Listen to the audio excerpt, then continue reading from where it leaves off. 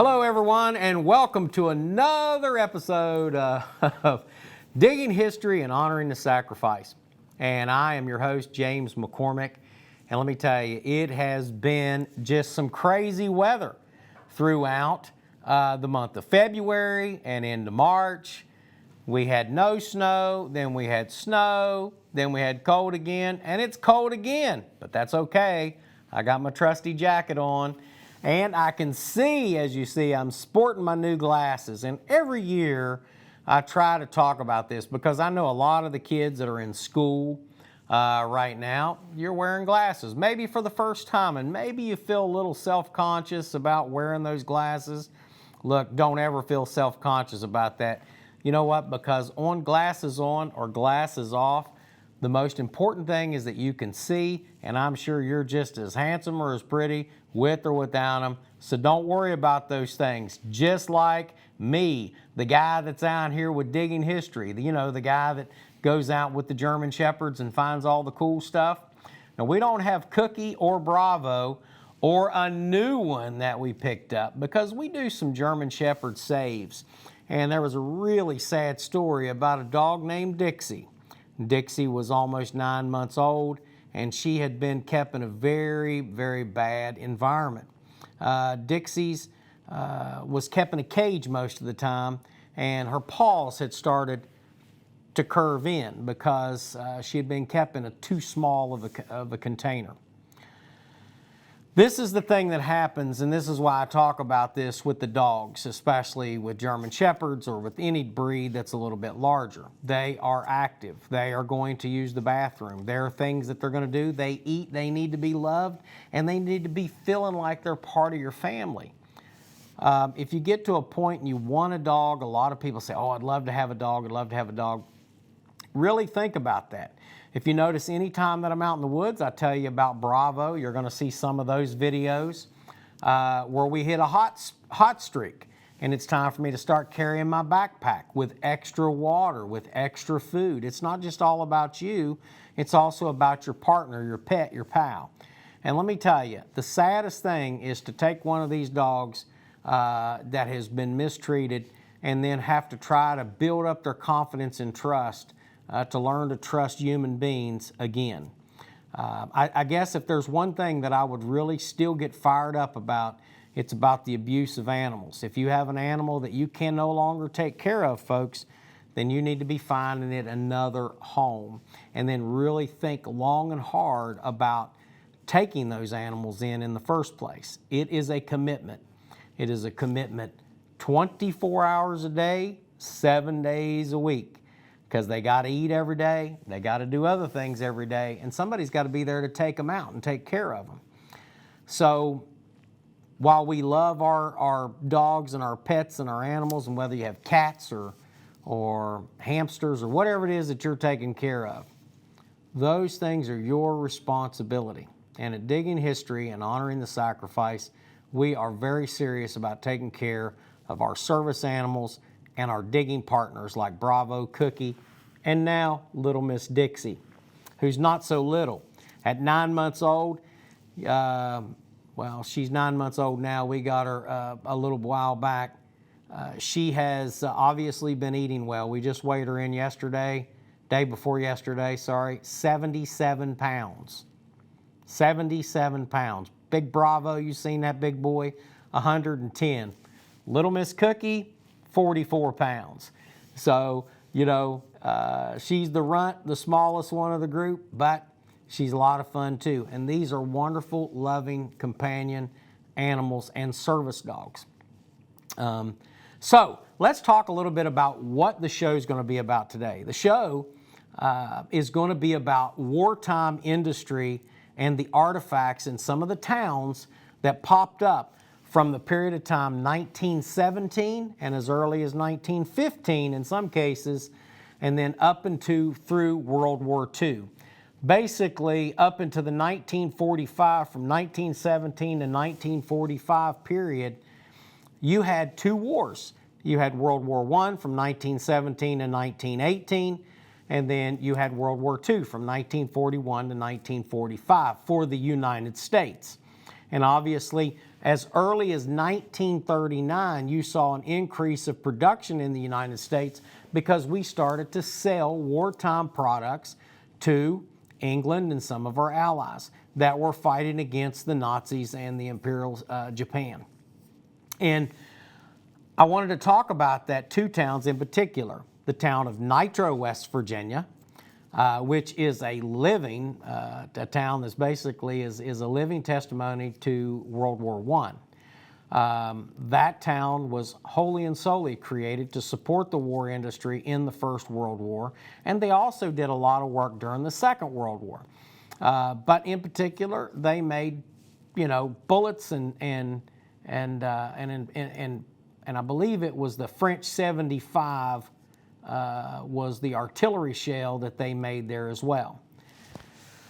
So, digging history-wise, we are looking to get into areas in and around Nitro and in and around Point Pleasant to specifically look for the wartime industry and some of those workers' artifacts that are probably, no doubt, buried all over the place in those communities. So if you're watching Digging History, and you can see me on here right now, shoot us an email at wvpurpleheart1863@gmail.com, and if I could get my email address and my cell phone number up, 304-206-6065. Anybody that owns property in and around the town of Nitro and or Point Pleasant, and you're interested in allowing us to come out and to shoot some video doing some metal detecting on your property, we would surely love to have a conversation with you and set that up. Why is this important? Because we're getting into a period of time where we have no World War I veterans that are still alive. So everything that is from that time period is well over 100 years old. Those artifacts are important and critical because the longer they sit in the ground, the more deteriorated they get, and the less likely that we're going to be able to get them out and properly display them so that you can learn about the history of that community. The town of Point Pleasant, and I'm going to get into this book that's in front of me right now. I want to hold this book up real quick. And this is the history of the Marietta Manufacturing Company. Now, the Marietta Manufacturing Company was a shipbuilding industry that was created to support not just the war industry, but the steamship industry. But when the Second World War broke out, they started to build massive numbers of ships and landing craft, many of which our troops used to storm the beaches at Normandy and different islands across the Pacific. In addition, they created and built mine layers and net tenderers and several other ocean-going tugs that were very critical to the wartime industry and support. Thousands of people moved into these small communities and they became boom towns. And what you will find is when you're doing archaeological assessment, metal detecting, or looking around, you really want to look at these towns and these areas where they had wartime production, because those are some real cool artifacts to find. Because again, as I say, they tell a story. And I want you to just go back and think back, of some of the things that occurred. Our country was attacked in World War II. We were attacked by the Japanese at Pearl Harbor on December 7th, 1941. A great number of those veterans that fought in World War II are no longer living. And every day we lose more and more to where it will not be much longer before we have no World War II veterans alive to tell the story. So the other thing I want to encourage you to do, teachers to do that are watching this show, because I know a lot of you, especially in the Kanawha County area, you watch this show. I want you to reach out and try to find a World War II veteran. What an awesome opportunity to be able to bring someone like that into your class, because they're going to be reaching real close to 100 years old if they're not already 100 years old. So being able to get them to be able to do the interview and to talk about their experience during the Second World War would be a great thing for the generations to come, especially those that are studying social studies and West Virginia history. Some of them also worked in the defense industry. You know, not very many Rosie the Riveters are left. If you've never heard of Rosie the Riveter, I want you to go look that up. Rosie the Riveter was women that had to step in and do the job that the men couldn't do because they were being, you know, drafted and sent to fight either in the Pacific or the European theater of operation. And it was a hard time. It wasn't just an 8-hour day, 5-day a week. It was 12, 14, 16, in some cases 18 hours a day, 7 days a week, because they were fighting for the life of our democracy and the freedom of the world at that time. So many of the people that we call Rosie the Riveters were these young ladies that picked up a lunchbox and decided to wear a pair of blue jeans and coveralls and gloves and a hard hat, and they went to work. And many of their artifacts can be found in and around these old manufacturing places where it would surprise you, would not surprise you maybe, how many lipstick and cases that I have found, and how many makeup cases that I have found from the 1940s, where these women, which were still very much women who worked in the industry, when they would get off work, they would put on their lipstick, they'd put on their makeup, and they'd go home and they'd take care of their families, and they would just try to live life. It was a hard time. It was a very hard time. And I think it's important for us to never forget their sacrifice, as well as the sacrifice made by those service members. In the town of Point Pleasant, we have many things that you can see, also in Nitro. In Nitro, you have a military museum. I would encourage you to travel to the city of Nitro and to see that beautiful museum. That's not just about World War I, but about all generations.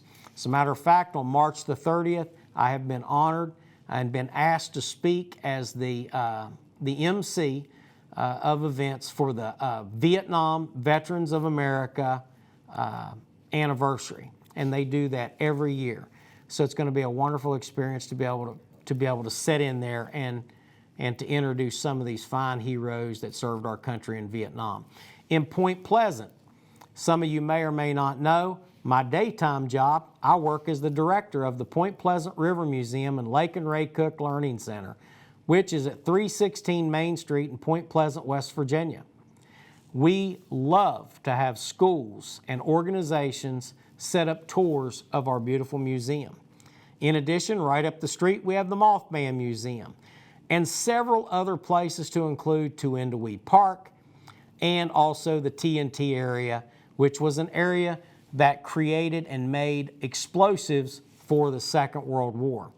Many of those things are still available for you to see, and it just takes just a little trip, getting in the car and coming out to see some of these things. But those aren't the only two towns in West Virginia. I'm sure your town and those areas around you had some sort of wartime industry impact.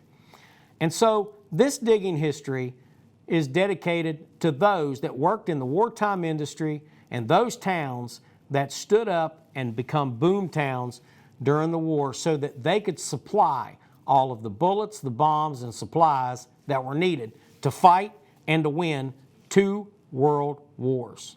So, folks, enjoy the footage from the field, and we'll be right back with the closing of Digging History and Honoring the Sacrifice. Okay, Digging History fans, we're out here in deep woods, Appalachia with your good buddy Bravo here. We got a signal here. He's digging.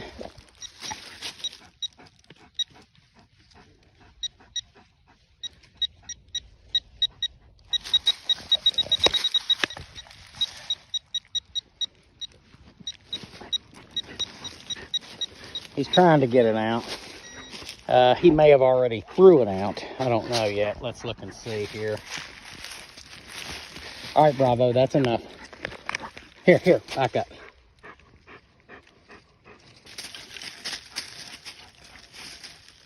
Okay, he did throw it out. Hey, stop, Bravo. Stop, you're standing on it. Watch out. Good job, boy. Sit back.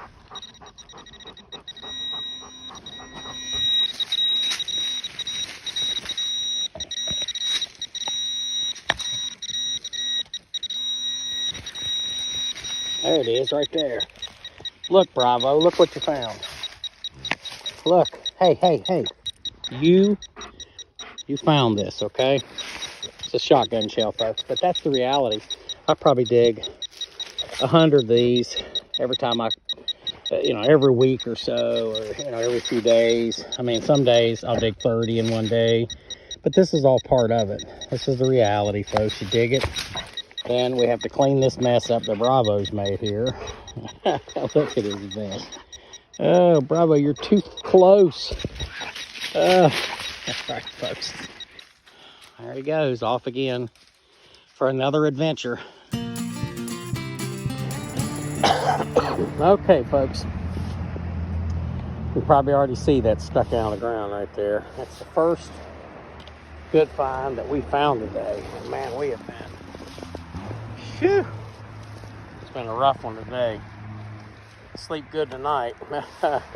Anyways, it's a wheat penny. I don't know what year it is, but it's been up here for a while. And let me turn this off. Sometimes I leave that thing on. I don't realize it's on because I got my headphones on. There it is. Let's see if I can.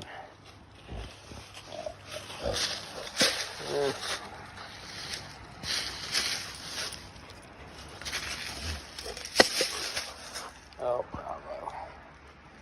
Can't tell the date, but we'll look at it. We'll get a date later.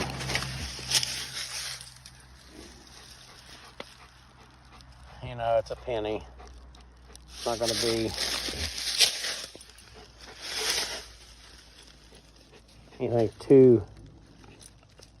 Oh, looks like 1934. Okay, that's pretty good. Fine. Bravo, you and these sticks. Goodness gracious. Good. Get off. Hey. There you go. Get off. Oh, he's crazy. And sometimes, digging history fans, all you have to do is look down. So the two things that I found today, besides this dollar, okay, which obviously I didn't find it with the metal detector, but the other thing I found that was cool was this pocket knife. Now, it sucks because it was open when I found it. They say it's bad luck to close an open knife, but I closed it, okay? So I'll let you know how that goes.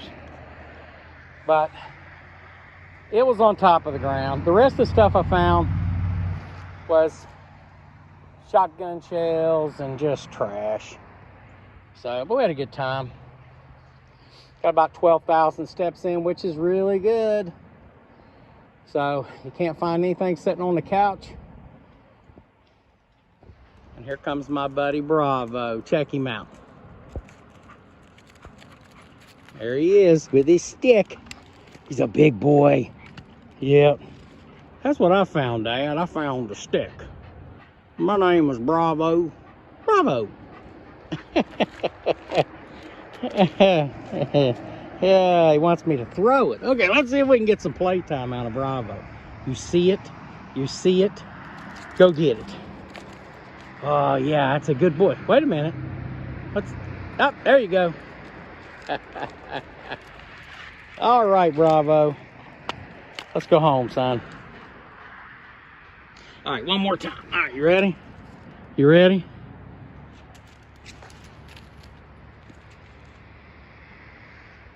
Go ahead, get it. Everybody's watching on camera. We got your best side. All right, good boy. Bravo. Hey, go ahead and sit. You want to sit? All right, let me see. Sit. Sit, Bravo. Sit. Sit. Good boy. Ready. Watch it. Watch it. Go get it. Yeah, we're watching you. We're watching you. It's okay. You notice how he stops. He wants to make sure everybody's watching him. He wants to make sure everybody knows he is the star of this show. It's all about me. I don't need your shovel. I'll just knock it down. All right, buddy, we're going to the house. All right, folks, can't find anything set on the couch. Get out and get to digging.